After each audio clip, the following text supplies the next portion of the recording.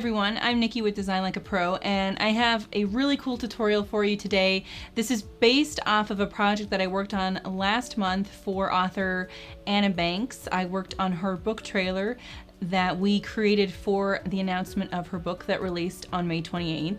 So you guys really need to check out this trailer. This is awesome. One of the things that you guys don't know about me is that I actually initially went into schooling for animation and video. So whenever I get the opportunity to work on those projects, I absolutely adore them, and I love to work on it whenever I can. So this is one of those cases where I was able to create the script for this trailer. We cast the trailer, we got the hair and makeup for the trailer, and we storyboarded it.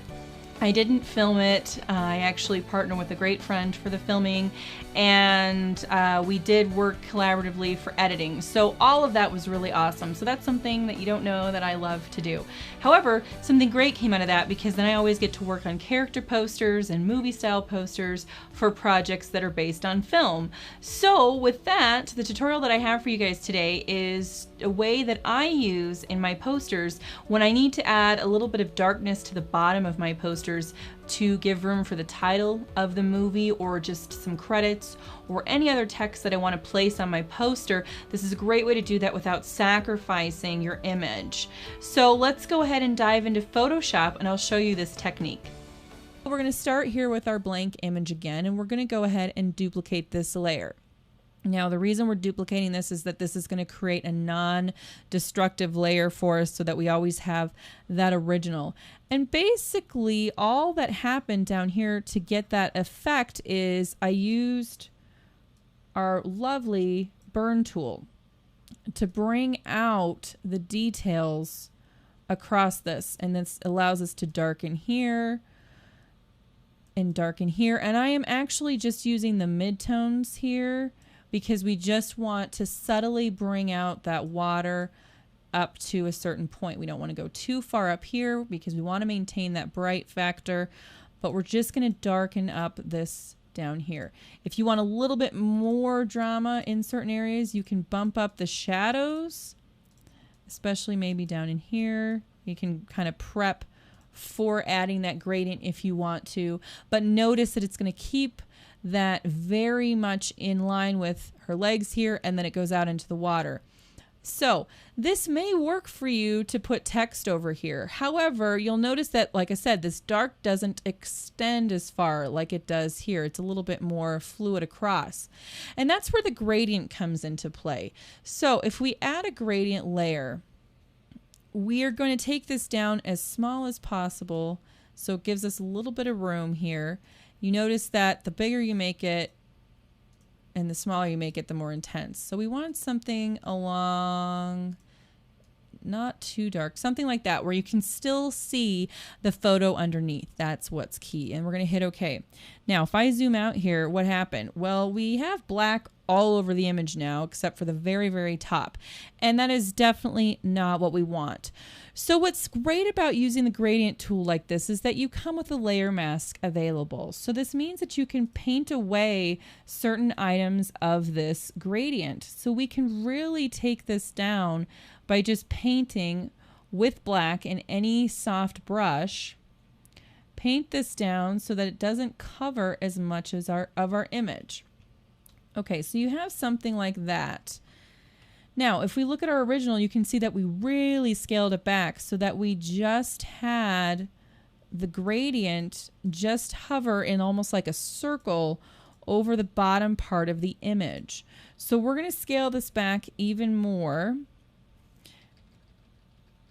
And I'm going to take the brush size down, and we're going to paint away all the way up to her. And just leave a little bit. And if it gets too much, you can take the opacity of your brush down. That way it fades in even better, so you don't get that harsh line there, and you still have a nice transition.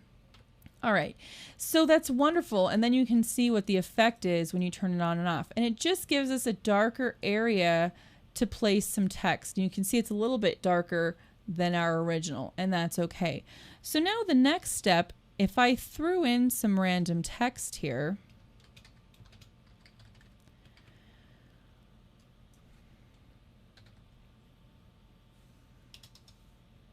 And we used a different font here. We're just putting some text just so you can see. And then I'll show you how I created that other effect. Okay. Make it a little larger so you can see it. Okay. And obviously we need to make it a brighter color. Now here's another little tip. Whenever you're working on colors, I love using the eyedropper and picking colors out of the image itself. That is an absolute wonderful way to find colors that complement your design, and you don't have to rack your brain trying to find something that works. Okay, so we just throw this in here. If this was a character, you can even put the name of the character. But if we take this away, you can see that the initial darkness, you can read that decently, but that just gives it a much needed pop to make sure that we can really, really see what that text says. And if you notice that it's too dark, you can always take the opacity down, and that way you can see that there's dark right where that text is, but it fades out a little bit more. Okay, so the final thing that I have here, I'm going to drag and drop that title image that I created. This was the original still that we have from the trailer that I sort of put this together, but you can see that if we drag this down here, that's not the effect that we want. So basically, again, we used our layer mask, which is a wonderful tool. It's non-destructive, and our brush on black, and we're able to, with a full opacity, bring this down and just delete items of this image so that it blends a little bit closer to the water. So it almost looks like it's part of that.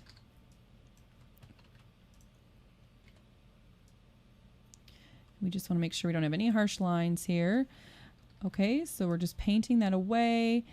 We're not losing all of the detail, but we're just painting it as such so it looks like it overlays there. Okay, so now if we compare it to our original image here, you'll notice that we have a blending mode applied so that it blends a little bit easier into our image.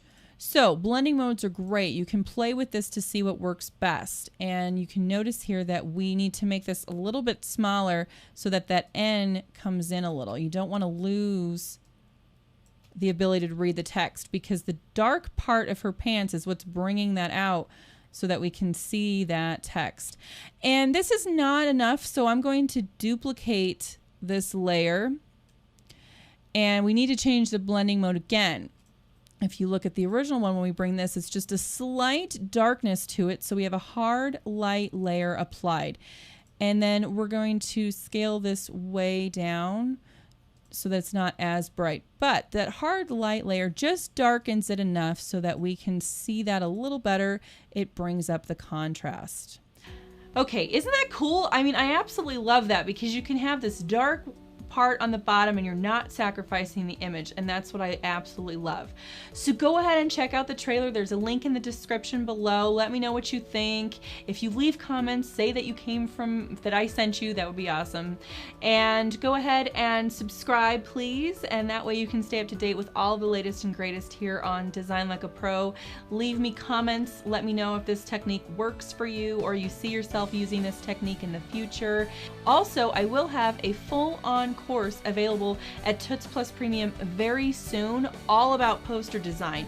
We talk about character posters, movie posters, and event posters. So it's a full-on course if you want to learn how to design posters. I know that I got a few requests from you guys about that. So this way you can dive completely into the course, learn all about poster design. It's one of my absolute favorites. I just love poster design. I use it whenever I can for my promotion because it is just so much fun. I absolutely love posters. So anyway, until next time, I hope you guys are doing really well, enjoying your designs, and feel free to share your designs with me. That's one thing that I love, is to hear back from you guys, and when you take one of these techniques, and I know you're creating stuff, so go ahead and send me your goodies.